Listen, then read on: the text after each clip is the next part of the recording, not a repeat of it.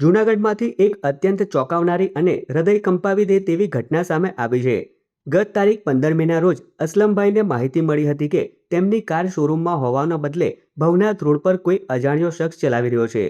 પરિવારે તાત્કાલિક ત્યાં પહોંચીને ગાડીનો કબજો મેળવ્યો અને રાત્રે જ ટાટા શોરૂમ પર પહોંચ્યા હતા।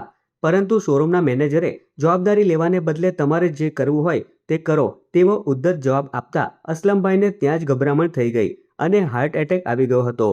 હોસ્પિટલમાં સારવાર દરમિયાન તેમનું મૃત્યુ થયું હતું। હું ટાટાના શોરૂમમાં ગાડી મૂકવા આવ્યો હતો।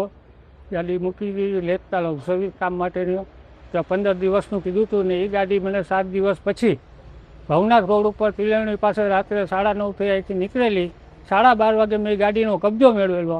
શોરૂમે આવેલો હતો, શોરૂમવાળાએ કોઈ પણ જાતનું એક્શન લીધું નહોતું। પછી રાત્રે 12:30 વાગે મેં એના શેખને બોલાવ્યા। હું ને મારો ભાઈ આવ્યો હતો, એના કારણોસર અહીંયા મારા ભાઈનું મૃત્યુ થયેલ છે। બસ આ જ કારણે છે કે રાત્રે 12:30 વાગે ગાડી બીજા લઈને ફરતા હતા શોરૂમવાળા। હવે એ શોરૂમનો માણસ છે કોઈ બીજો છે એ અમને ખ્યાલ નથી।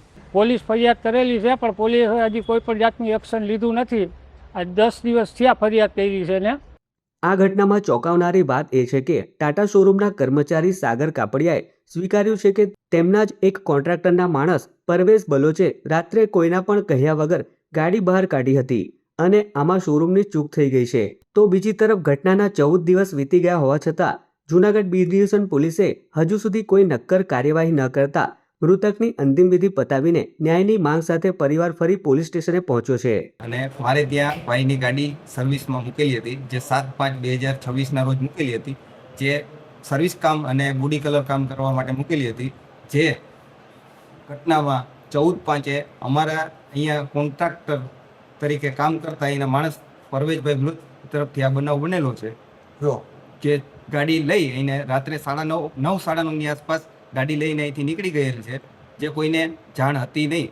અને આ બનાવમાં પછી આગળ જતાં અમે પોલીસ સ્ટેશનની અંદર 16/5/2026 અરજી કરેલી છે કે અમારે ત્યારે આવો બનાવ બની ગયેલો છે।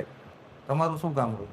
અમારું ગાડી સર્વિસનું કામ છે, મારી જવાબદારી છે, પણ આ બનાવ બની ગયેલો છે જે અજાણ બનેલ છે। મને ખબર હોય તો આવી રીતના બનાવ બનવા જ ના દઈએ ને સર। શોરૂમની આ લાપરવાહીએ એક પરિવારનો મોભી છીનવી લીધો છે।